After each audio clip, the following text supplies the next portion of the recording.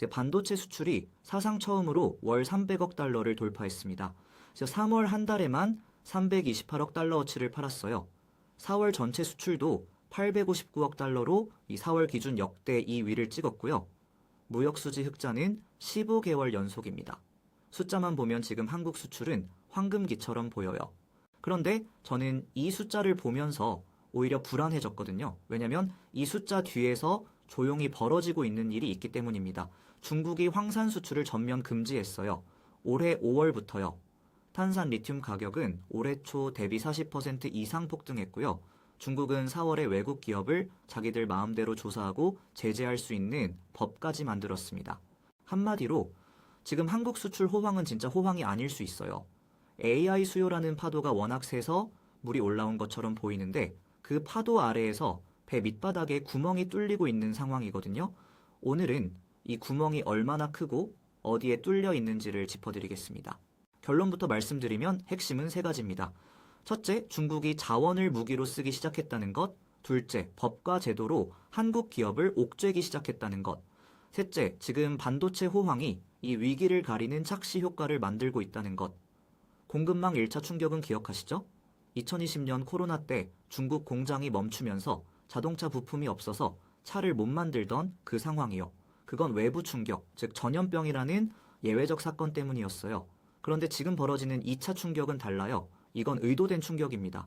중국이 전략적으로, 법적으로 자원을 활용해서 공급망을 통제하려는 거거든요. 비유를 들자면요. 1차 충격은 갑자기 도로가 폭설에 막힌 거예요. 어쩔 수 없는 상황이죠. 2차 충격은 누군가 도로 한가운데 톨게이트를 세우고 우리 허락 없이는 못 지나간다고 선언한 겁니다. 이건 자연재해가 아니에요. 구조가 바뀐 거예요. 저도 처음엔 또 미중 갈등 얘기겠지 하고 넘겼거든요. 그런데 파고들수록 이번엔 이전과 결이 완전히 달랐어요. 그 이유를 지금부터 하나씩 설명드릴게요. 황산 들어보셨나요? 화학 시간에 배운 그 황산 맞아요. 그런데 이게 배터리 만드는데 없어서는 안 되는 원료입니다. 리튬이온 배터리의 핵심 소재인 황산 니켈, 황산 코발트를 만들 때 황산이 들어가요. 비료 만들 때도 쓰이고요. 중국이 이 황산 수출을 2026년 5월부터 전면 금지했습니다. 이유는 중동 전쟁 여파로 자국 식량 에너지 안보를 챙겨야 한다는 거예요. 그럴듯한 이유처럼 들리죠. 그런데 결과적으로 한국, 일본, 유럽의 배터리 소재 공급망이 동시에 흔들립니다. 여기서 끝이 아니에요. 탄산 리튬 가격이 올해 초 대비 40% 이상 급등해서 톤당 17만 위안, 우리 돈으로 약 3,300만 원을 넘어섰어요. 2024년부터 2025년까지 리튬 가격이 바닥을 기던 시기가 있었는데 그 저점 대비로 보면은 반등폭이 더 크게 느껴지는 거예요. 왜 이렇게 올랐냐고요? 중국 내 주요 광산들이 문을 닫았고 주요 리튬 생산국 중 하나인 짐바브웨가 수출을 금지했거든요. 이 두 가지가 겹치면서 전 세계 리튬 공급량이 즉각 약 2.7% 줄었습니다. 2.7%가 작아 보이시죠? 그런데 배터리 시장은 재고를 많이 쌓아두기 어려운 구조예요. 마트에서 라면 재고가 2.7% 줄었다고 가격이 40% 오르진 않잖아요. 그런데 배터리 소재는 올랐어요. 그만큼 공급이 빡빡하다라는 뜻이에요. 조금만 줄어도 가격이 확 튀는 구조거든요. 이게 LG에너지솔루션, 삼성 SDI, SK온의 어떤 의미냐면요. 원자재 값이 40% 오르면은 배터리 만드는 원가가 그만큼 올라요. 그 비용을 완성차 업체에 전가하면은 수주를 잃을 수 있고 그냥 떠안으면은 수익성이 무너지는 거죠. 마치 식당 주인이 식재료 값이 확 올랐는데 메뉴 가격은 못 올리는 상황이랑 똑같아요. 솔직히 말씀드리면은 저도 처음엔 리튬 가격 오른 게 뭐 그리 대수야 했거든요. 그런데 국내 배터리 3사의 원가 구조에서 소재비가 차지하는 비중을 보고 나서 생각이 바뀌었어요. 원자재 하나가 흔들리면 전체 사업 모델이 흔들리는 구조더라고요.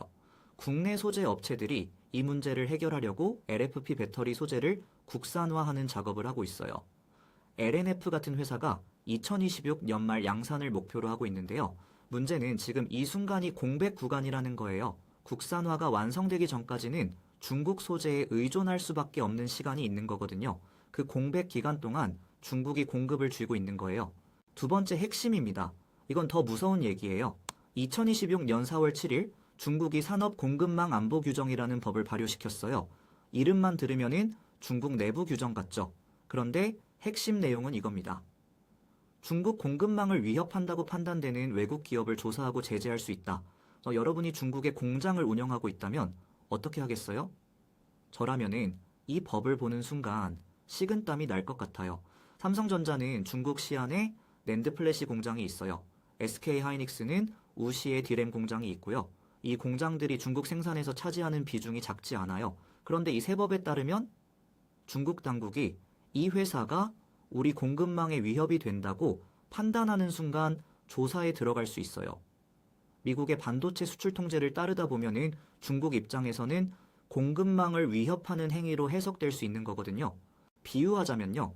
내가 새에 들어 살고 있는 건물 주인이 갑자기 내가 싫어하는 행동을 하면 나올 수 있다는 조항을 계약서에 추가한 거예요. 그런데 뭐가 싫은 행동인지는 주인 마음대로 정할 수 있고요. 이게 법적 불확실성이에요. 한국 기업들은 지금 딜레마에 빠져 있어요.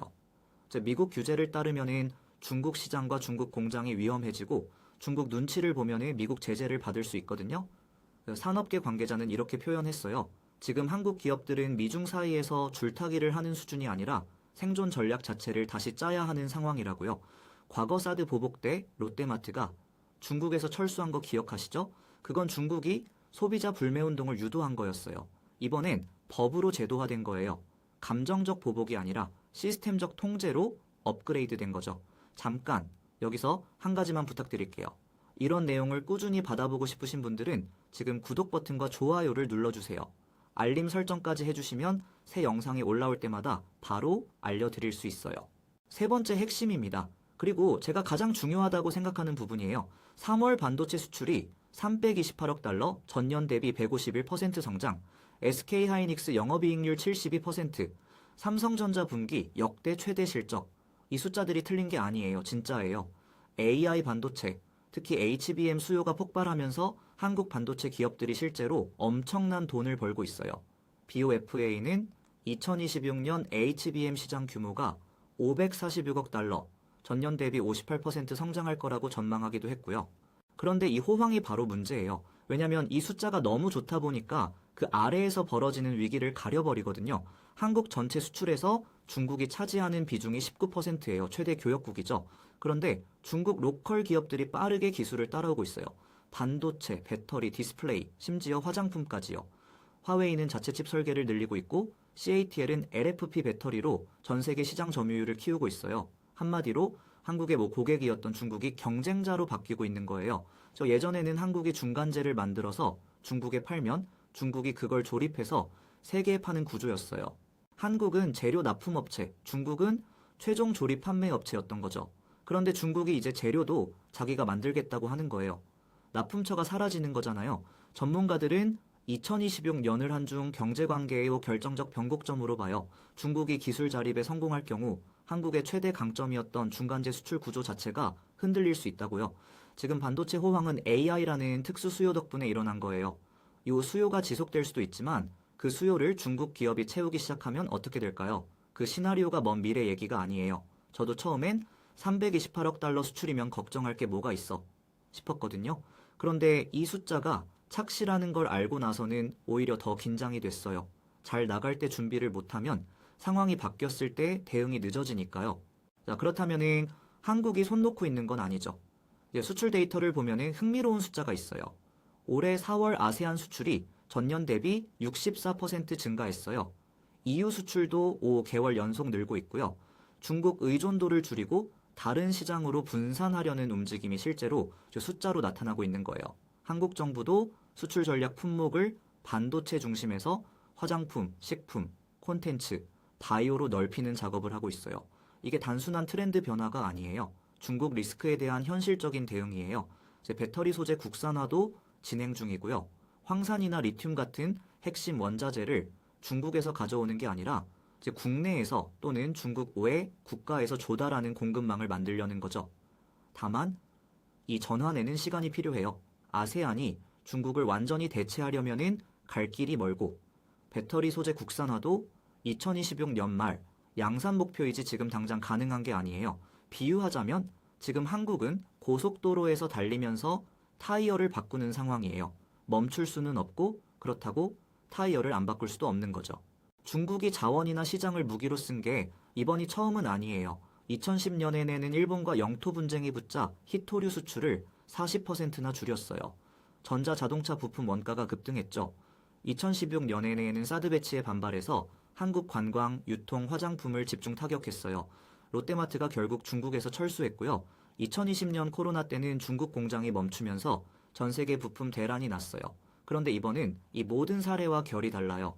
과거의 보복은 감정적이거나 일시적이었어요. 히토류 수출 제한은 WTO 제소로 결국 풀렸고, 사드 보복도 외교적으로 봉합됐고, 코로나 충격은 공장이 다시 열리면서 해결됐어요. 그런데 지금 상황은요, 중국의 기술 자립, 자원 무기화, 법제화가 동시에 진행되고 있어요. 이건 일시적 보복이 아니라 구조적 전환이에요. 외교로 풀리거나 시간이 지나면 해결되는 문제가 아닐 수 있다라는 거죠. 한마디로 이전 충격들은 파도였어요. 치고 빠지는 것들이었죠. 지금은 파도가 아니라 조류가 바뀌는 겁니다. 정리해 드릴게요. 지금 한국 수출 숫자는 좋아요. 반박할 수 없는 사실이에요. 그런데 그 숫자 뒤에 세 가지 구조적 위험이 쌓이고 있어요. 첫째, 배터리 소재 공급망이 흔들리고 있어요. 황산 전면 금지, 리튬 가격 40% 급등, LG 에너지 솔루션, 삼성 SDI, SK온의 원가 구조가 직격을 받고 있어요. 국산화 전환까지 공백 기간이 있고 그 기간이 가장 취약한 시간이에요. 둘째, 중국 내 반도체 공장이 법적 불확실성에 놓였어요. 삼성전자, SK하이닉스가 중국에서 운영하는 공장이 새 공급망 안보 규정의 사정권 안에 들어온 거예요. 미국 규제를 따르다가 중국 제재를 받는 최악의 시나리오가 이론이 아니에요. 셋째, 중국이 고객에서 경쟁자로 바뀌고 있어요. 중국 전체 수출 비중이 19%인데 그 시장이 구조적으로 줄어들 수 있다라는 신호가 여러 곳에서 나오고 있어요. 지금 호황이 이 신호를 가리고 있는 게 가장 큰 위험이에요. 여러분이 지금 투자를 하고 계시거나 관련 업종에 종사하고 계시다면요. 지금 당장 수익이 좋다는 이유로 이 신호를 무시하지 않으셨으면 해요. 역사적으로 위기는 항상 호황의 끝에서 왔거든요. 산업통상자원부도 주요 품목 수출 변동성 확대를 경계하라고 했어요. 정부가 공식적으로 경계 신호를 보내고 있는 거예요. 지금 한국에 필요한 건 두 가지예요. 공급망 다변화 그리고 기술 초격차 유지. 배터리 소재 국산화를 서두르고 HBM 같은 중국이 아직 못 따라온 기술에서 격차를 벌려야 해요. 잘 나갈 때 준비하는 게 진짜 전략이에요. 지금이 바로 그 타이밍이에요. 오늘 영상에서 가장 기억하셨으면 하는 게 있어요. 지금 한국 수출 호황은 진짜입니다. 그런데 그 호황이 위기를 가리는 착시일 수 있다는 것도 진짜예요. 황산 수출 금지, 리튬 가격 급등, 중국의 법적 통제 강화. 이 세 가지가 한꺼번에 오는 2차 공급망 충격을 지금 잘 나간다는 이유로 놓치면 안 됩니다. 여러분은 어떻게 생각하세요? 한국이 이 위기를 잘 넘길 수 있을 것 같으신가요? 아니면은 지금 호황이 꺼지기 전에 뭔가 더 빠르게 움직여야 한다고 보시나요? 댓글에 여러분의 생각을 남겨주세요. 다음 영상을 만들 때 반드시 반영하겠습니다. 오늘도 끝까지 봐주셔서 감사합니다.